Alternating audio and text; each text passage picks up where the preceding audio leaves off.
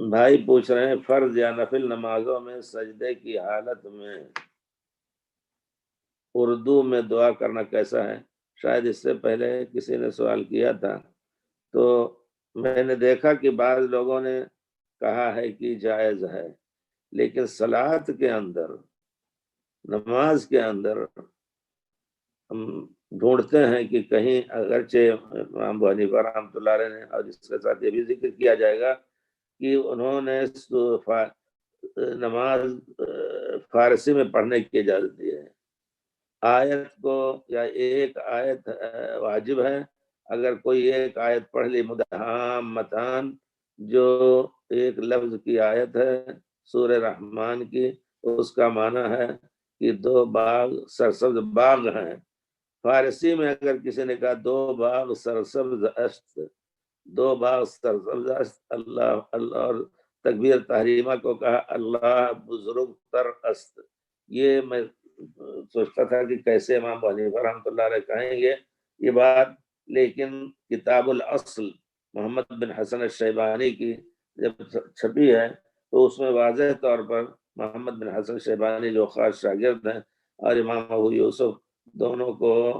صاحبین کہا جاتا ہے، امام ابو حنیفہ کے خاص شاگرد، تو امام محمد بن حسن شیبانی کی کتاب الاصل میں واضح طور پر ہے کہ ہم نے ان سے پوچھا تو انہوں نے کہا اگر کوئی کہتا ہے اللہ بزرگ ترست اور نماز اللہ اکبر کے بجائے اللہ بزرگ ترست کر کے شروع کیا اور کچھ نہیں پڑھا سوائے، کیونکہ فقرہ ما تیسر من القرآن، قرآن میں سے جو آسان ہے وہ پڑھو، تو اللہ بزرگ کا کر کے مدہامتان، دو باغ سرسبز، قرآن کا یہ آسان حصہ پڑھ لیا، اس کے بعد رکوع صرف کر لیا، رکوع میں کچھ نہیں کہا، سجدہ کیا کچھ نہیں کہا، تمام کرتا رہا، تو اس کی نماز صحیح ہے۔ یہ امام ابو حنیفہ رحمۃ اللہ علیہ کا کہنا ہے، لیکن بہرحال چونکہ وہ سورہ فاتحہ کو واجب نہیں کہتے ہیں، ما تیسر میں قرآن کو، تو کیا آپ اگر فارسی میں ترجمہ قرآن کا لکھ دیں تو قرآن ہو گیا؟ قرآن اس کا چھونا اور اس کو حائض عورت سے بچانا اور یہ سب اس ترجمے پر شروع سے آخر تک قرآن کے الفاظ نہ ہو، صرف ترجمہ ہو، وہ قرآن ہوگا نہیں۔ تو بہرحال نفل نماز کی حیثیت کچھ آسانی کی ہے، لیکن ہم نے کہیں نہیں دیکھا، ہم یہ دیکھنا چاہتے ہیں کہ لوگوں کی زبان فارسی ہوا کرتی تھی اور دوسری زبان ہوا کرتی تھی، اسلام فتح ہوا، کہیں عربی کے علاوہ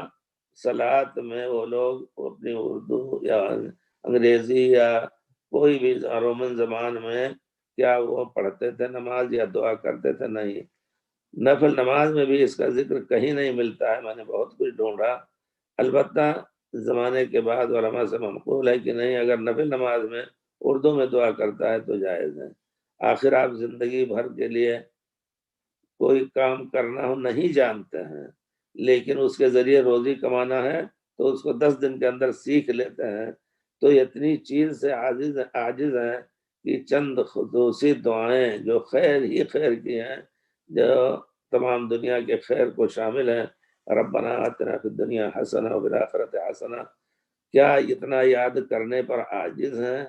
نہیں کر سکتے، زندگی بھر نہیں کر سکتے، اور 20 سال کی عمر سے 15 سال کی عمر سے لے کر کے 70 80 90 سال تک اسی اردو میں دعا کریں؟ نہیں، بالکل نہیں، اس کو اسلام قبول نہیں کرتا ہے۔ یہی صحابہ ٹھیک ہے عربی تھے، لیکن عربی میں خود ان کو قرآن پر اپنے طور پر قرآن کے ترجمہ پڑھنے کا کو جائز نہیں کہا گیا، تو پھر عام لوگوں کے لیے بھی یہی حکم ہے کہ اس کو یاد کر لیں۔ ضروری چیز جو قرآن میں پڑھنے یا دعائیں، تو میں جہاں تک یقین رکھتا ہوں، کیونکہ ہر چیز کو اگر دیکھا جائے کہ پیر رسول کے زمانے میں اگر اس کا وجود نہیں تھا، صحابہ کرام کے زمانے میں اس کا وجود نہیں تھا، تو پھر اس کے جائز ہونے میں یا اس کو بروئے کار لانے میں بہت بڑا تعامل ہوتا ہے۔ اس وجہ سے صحیح یہ ہے کہ نہیں، سجدے کی حالت میں ہو یا دعا کی جو جگہیں ہیں کلام پاک صلاۃ میں، خاص طور پہ تحیات اور رسول پر درود پڑھنے کے بعد یہ بھی دعا کی جگہ ہے، وہاں اردو میں کریں، یہ صحیح نہیں ہے۔ آپ عربی کے کچھ دعائیں اور اس کا معنی یاد کر لیں۔ طواف میں چلتے پھرتے بولنا جائز ہے، اس وجہ سے وہاں آپ طواف اگرچہ طواف کو صلاۃ کا حکم دیا گیا ہے طہارت کے نام سے یا طہارت کی غرض سے، لیکن صحابہ کرام چلتے تھے، باتیں کرتے تھے۔ حضرت عبداللہ ابن عباس کے ارد گرد لوگ طواف میں چل کر کے